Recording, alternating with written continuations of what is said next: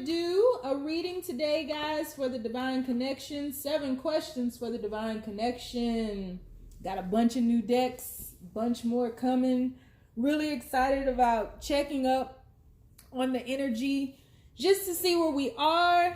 Keep in mind, this is a general reading, guys, so it may not resonate with everyone, but should it resonate with you, please like, share, subscribe to the channel, leave your comments, give me that thumbs up, because YouTube be tripping. All right. If you'd like to book a personal reading with me, all of my information is in the link below. And if you would like to add anything to my altars, crystals, or to the channel, tarot card decks, anything like that, my wish list is down below. If you're interested in about 90% of the decks that I use, I do have a compiled Amazon list down below where you can pick and choose through those decks. And if you are interested in booking a life coaching session with me, as I am a professional life coach, the information for that is down below as well. Professional life coach means I went to school and studied for this. I don't just call myself a life coach. I have like initials behind my name because of what I did. And I have a niche in spirituality. So again, if you like to book one of those with me, the link for that is down below as well. So before we get started, guys, let's go ahead and take our deep breath on 3. 1, 2, 3. And let's see what's going on. So I always change the format of this as we shift. And I'm going to pull a couple of oracle cards just to see what energy we are dealing with. I will be pulling oracle cards throughout this reading in between the questions just to see where we are and just to see if I need to dive into anything else. So let's get started. 7 questions for divine connections. Universe, what general messages do they need to know? First card out, we have deep knowing, the number 7. The number 7 is the number of the seeker. Some of you all may be 7 life paths, or 7 just may be a significant number for you. Maybe you were born on the 7th, 27, 17, something like that. 7 is a very impactful number, especially when you're dealing with the esoteric, when you're dealing with that intrinsic knowing. 7 is vital to the search. 7 is the reason why, period. It's the reason why. It's the questions that drive us, you know. As a life path 7, I'm always researching, I'm always analyzing, if it's something that I'm interested in, I dig until I can't find anything else on it. So I just feel as though in regards to this situation, there's a deep intrinsic knowing that needs no validation. It's as if whatever is going on in this situation, and we are going to dig into it, but whatever is going on in this situation, you know, and they know. So, you know, it's one of the opposites. It's either love or fear, right? Because where one is, the other cannot be. So if it is love, if it is understood, it doesn't need to be explained. Period. Sometimes we have to stop digging and searching and reaching, and because our intuitive nudge is already gifted us with the answers that we are in search of. And I feel like with this situation, for those of you who this reading will resonate with this particular situation, the universe is just saying, you know, you may confuse yourself by diving deeper. You just need to stand firm in your knowing. Period. By the book, you have the number 11. 11 is the first master number in numerology. It is the master number of building love. So this is about learning how to sustain, learning how to embrace, learning how to accept, learning how to even invite love in. And I ain't talking about that foo-foo la-la bullshit that shows up on Valentine's Day and every other birthday. I ain't talking about that. I'm talking about a cosmic universal love. I'm talking about the very essence of who and what we truly are. I'm talking about that thing. It's not an emotion. It's not a sentimentality. It is that thing that defies words, that moves us all, that keeps us, inhaling and exhaling on beat, on rhythm, or in rhythm with the whole of the universe. So this is about learning, first releasing the blocks, the barriers that we've created to love in order to embrace what true love is. Because true love is not about remembering your birthday and Valentine's Day and Christmas and getting you a nice gift and relationship goals and posting pictures on Instagram. You check my Instagram, you will not see my lover up there. Now, my lover does show up, but I won't tell y'all where. You just kind of have to figure it out. But that's just not something that love requires. And so this is about shedding back the layers, standing in the knowing that this is what you are rooted in, what you are both rooted in, what we are all rooted in is love. And it is the beginning of the beginning. Yep. All right, so let's jump in. I have so many beautiful decks now. Like I probably have too many. I think I'm going to do a giveaway where I start giving some away because I have too many.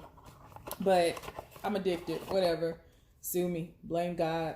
So let's go ahead and begin. First question is how they act. Second question is going to be how they truly feel. Third question is going to be, should I stay or should I move on? Remember, this is an energetic update. The remaining 4 questions will be answered in the extended read. So if you'd like to join me over there, the link is down below if this resonates with you. So let's get started with how they act. First question, universe. How do they act?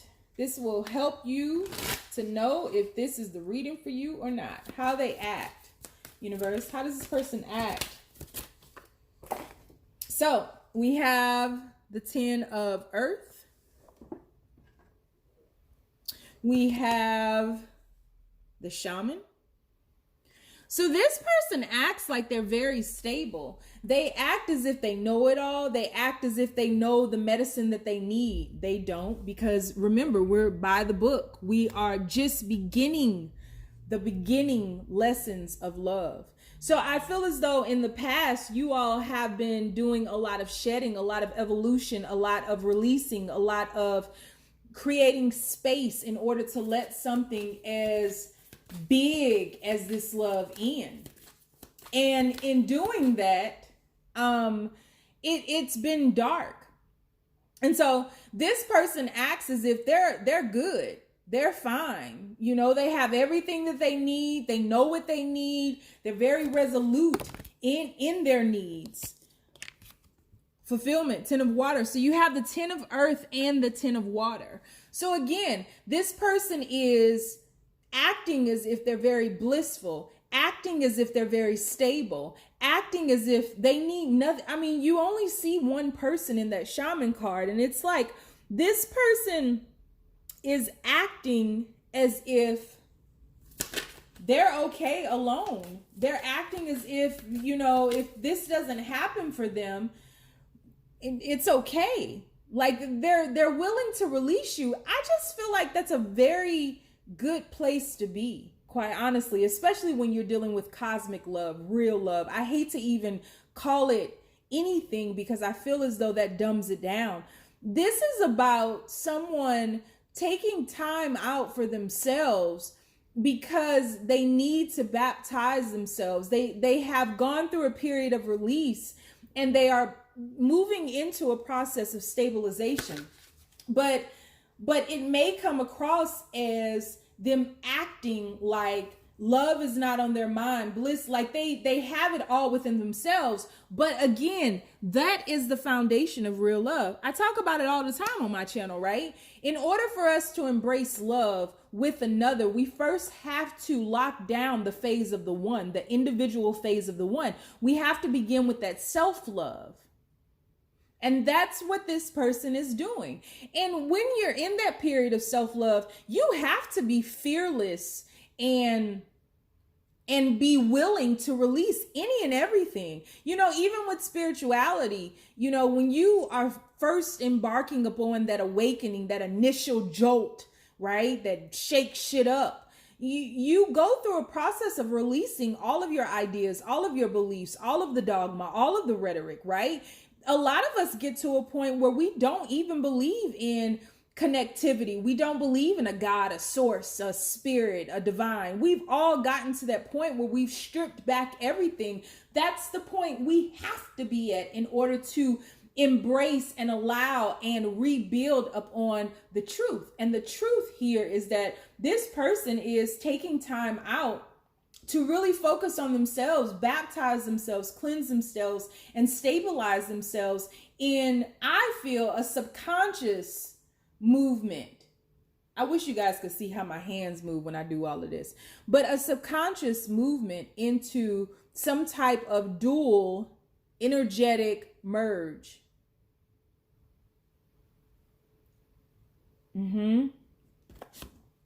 Grandmother. And this has been a slow process. This hasn't been anything that has shifted very quickly. This person may have someone in their family that is very spiritual that they moved away from. Maybe this person was religious, but there was a lot of spiritual lessons in that religion, that whatever they were raised in.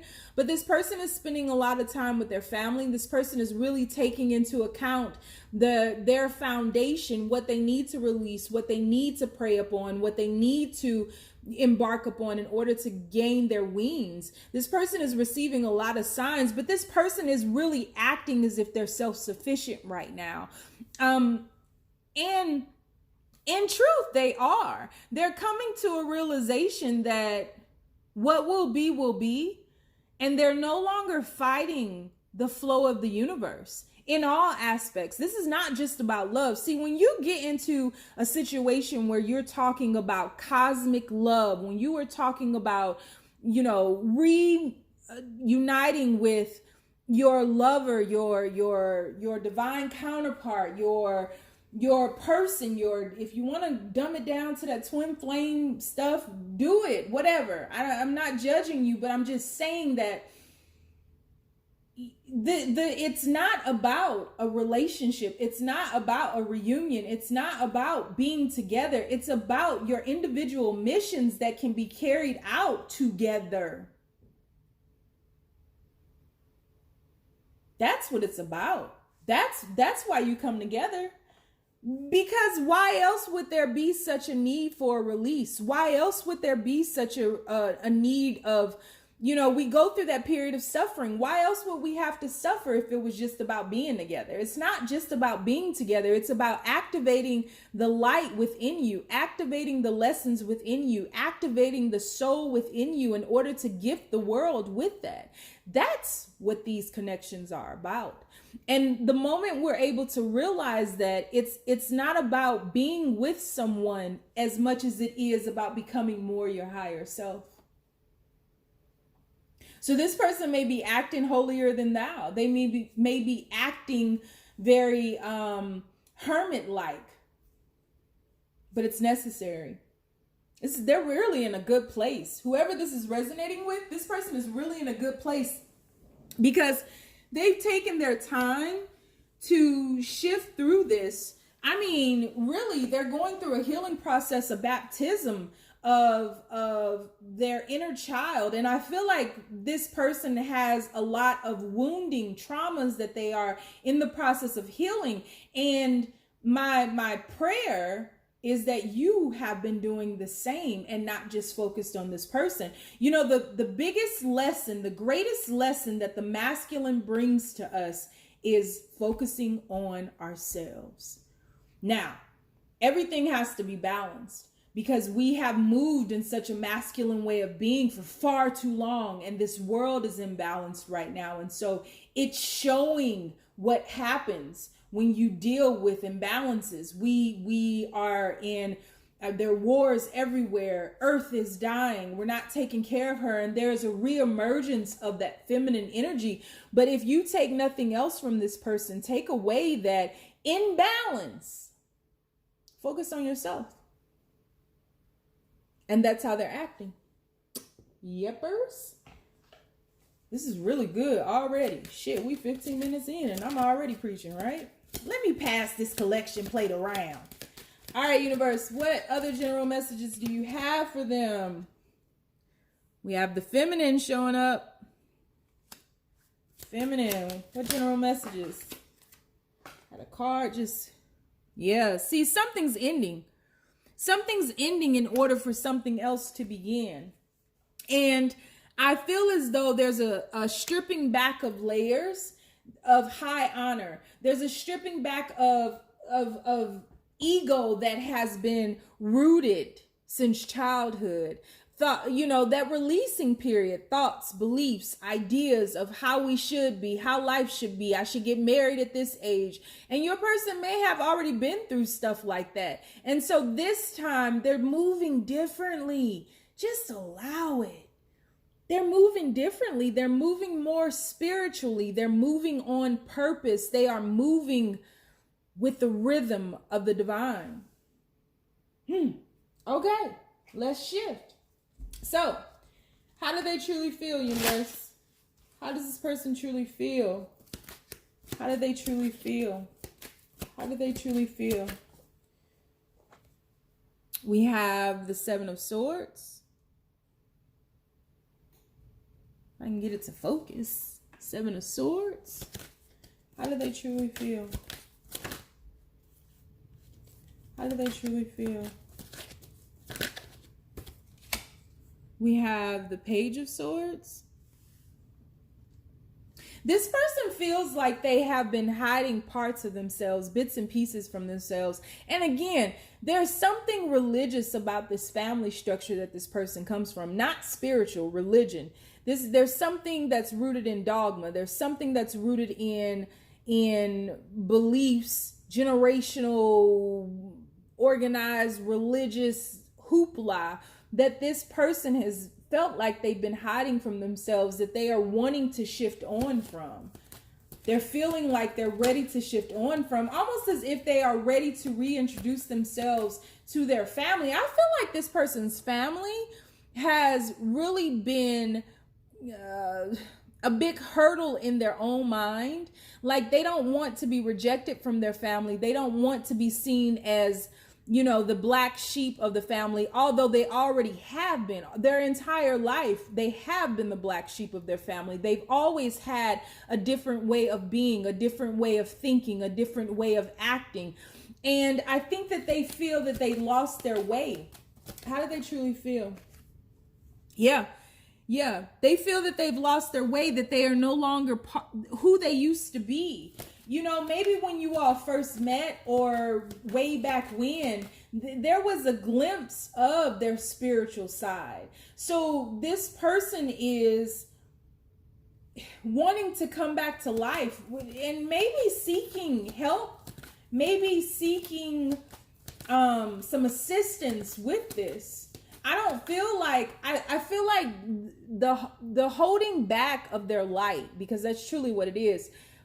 Them holding back on their light, them shielding themselves from the world, them not allowing, you know, playing into these constructs, these ideas. I got to have a good job. I got to drive this car. I got to live in this kind of house. I got to marry this kind of woman or man. I got to, that whole idea of what they thought they should have lived up to, the ideas of their parents, their grandparents, their family, it's playing out in their physical body. So it's manifesting in as disease. Your person may be very sickly. They may have a lot of aches and pains. They may have back injuries. They may, you know, it's holding back all of that light. After a while, it will erupt. It has to. Energy has to flow. It has to. It will always find an outlet. And so they are feeling less than. They're not feeling whole right now. They are feeling dark, but feeling that they want to move on, feeling like a child again as well. but they got that love in their heart. They sure got that love in their heart.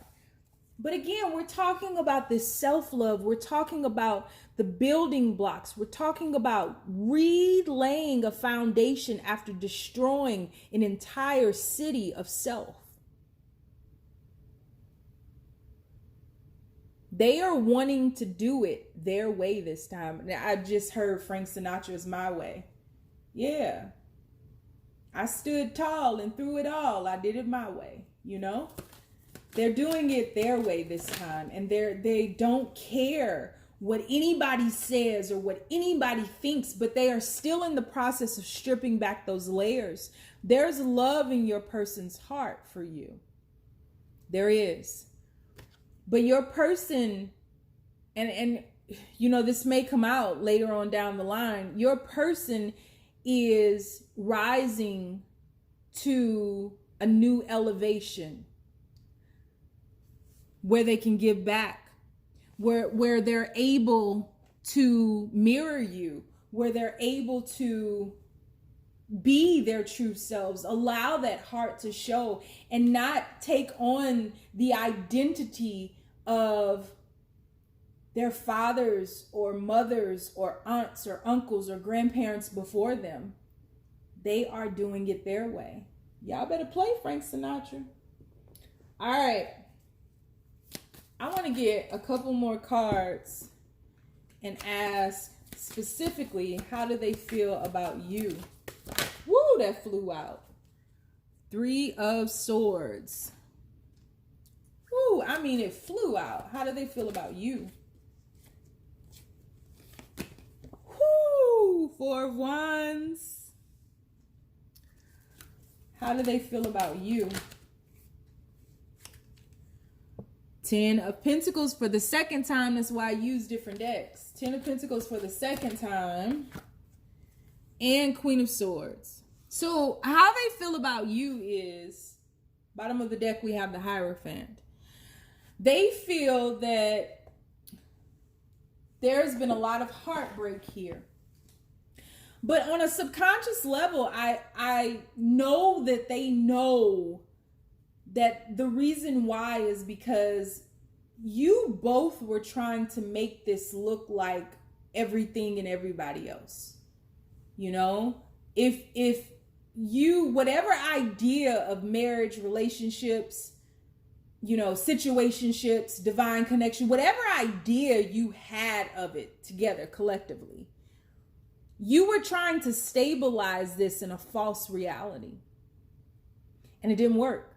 It caused heartache and it caused pain because there was not an allowance of allowing love to have its way with this situation, with you all individually, with these gifts that needed to come out into the world. There was a lack of that. And so, you know, there could have been a lot of games. This was not stable. It was built on a house of cards. It was built on quicksand, you know, swampland. And y'all got sick of it. You know, you hurt each other. It takes 2 to tango. You both hurt each other. You both, you know, played the game that happens when we think that we're in quote unquote love. There was always a connection, a pull, a magnetism. But it was suffocated because you all were trying to make this look like something else. And so they're very much aware of the heartache that they've caused you. They feel as though you will cut them off. They feel as though you were on guard, but they feel as though you have every right to be. And coincidentally, earlier I saw the King of Swords when I laid the first spread in this deck. The King of Swords was at the bottom of the deck. So you all are absolutely a pair, but hearts are not being elevated. They're not being used. They're not being heard.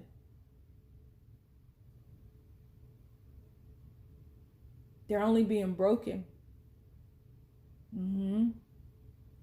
Hearts need to speak. But in order for that to happen, we got to tear everything down and do it by the cosmic book. We got to rebuild on something higher. All right, so let's ask, should you stay or should you go? Should you stay or should you go? Too many cards, universe. One card, please. Should you? Okay.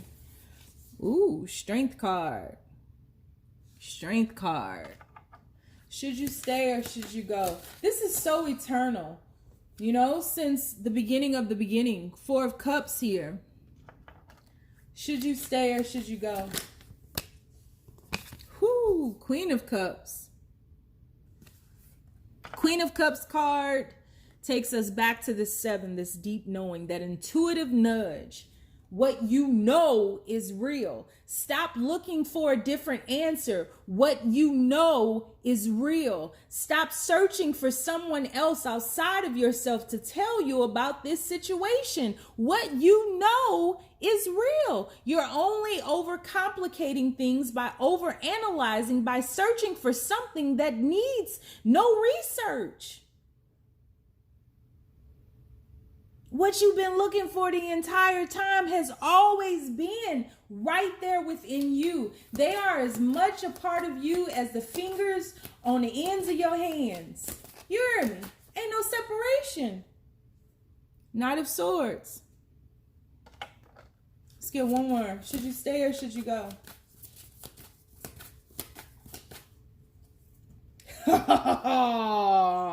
King of Cups. Come through. You come through. On the kick drum, come. On the kick drum. Should you stay or should you go? You have the King and the Queen of Cups, both getting back in touch with themselves, both rising in love with themselves. We don't fall in love when we deal with cosmic love. We rise to that. We rise. We remember we had wings the entire time. So there may have been a period where in this eternal connection, it's infinite. In this infinite connection, that beast came out in you both, where it was about ego. It was about making this identify so that the entire world would feel comfortable with it, right? So nobody would question it. So you would be looked at as someone who had the perfect love. You had, that shit don't exist. It don't exist. And so what you all were doing in being halves, not remembering your wholeness, because the wholeness is in the King and the Queen of Cups. That's a unit. That's a oneness. That's a wholeness that cannot be denied. But in that strength card, you were half beast, half cosmic entity, being. You were half human, half divinity. You're not a half. These cards say it. You are not a half. You are whole in everything, in every way. And so should you stay or should you go? I don't believe in waiting. I believe what the focus here right now is getting back in touch with your higher selves, because you both are illuminating your gifts. Your masculine is getting back in touch with their heart, because you can see the rays coming off of their heart. You see that? Their heart chakra is being illuminated, and you are standing in your deep knowing, no longer searching. Quite honestly, there is no such thing as separation.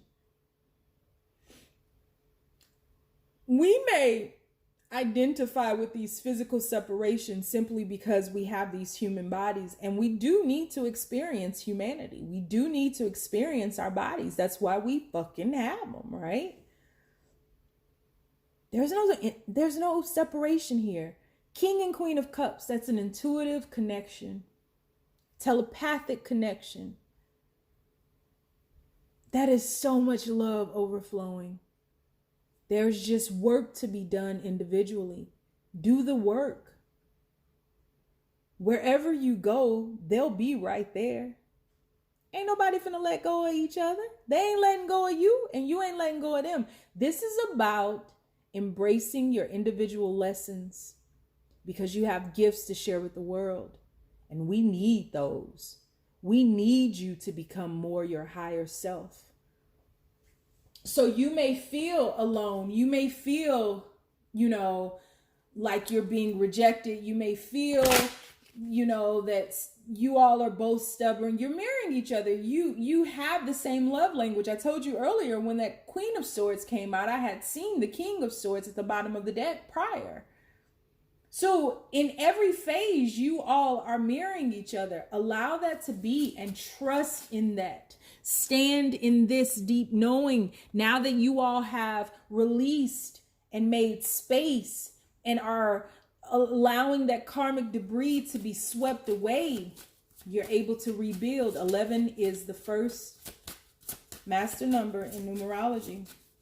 You got to do it by the book, by the divine book, by the you have to do this in a cosmic way.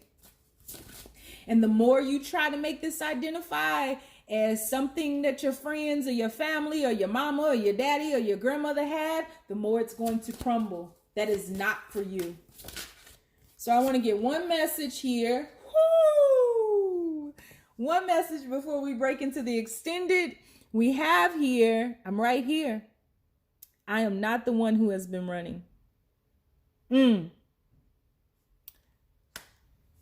a lot of times we have to be honest with ourselves, because I've already said that you all mirror each other. And we see here in this Knight of Swords that someone is running.